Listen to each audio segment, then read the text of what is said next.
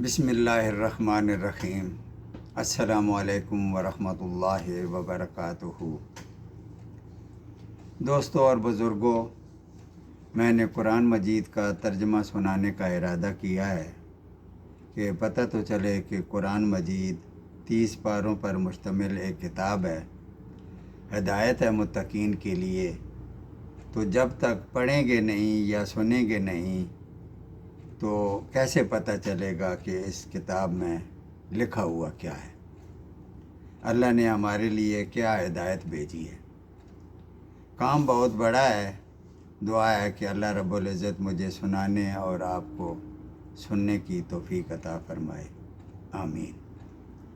دوستو، میرے چینل کو سبسکرائب کر لیں تاکہ ہر نئی ویڈیو آپ کو تسلسل کے ساتھ پہنچ سکے، اور اسے آگے دوسروں کو، دوستوں کو بھی شیئر ضرور کریں تاکہ زیادہ سے زیادہ لوگ اس سے مستفید ہو سکیں۔ تو آغاز کرتے ہیں سورہ فاتحہ سے۔ فاتحہ مفتاح سے نکلا ہے، یعنی کھولنے والی۔ اس کی 7 آیات ہیں۔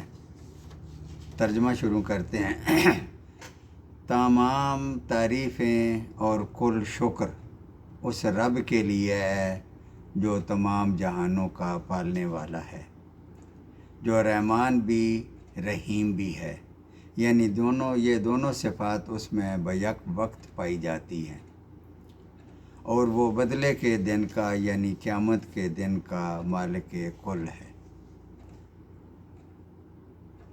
ہم تیری ہی عبادت کرتے ہیں اور کرتے رہیں گے، ہم تجھ ہی سے مدد مانگتے ہیں اور مانگتے رہیں گے۔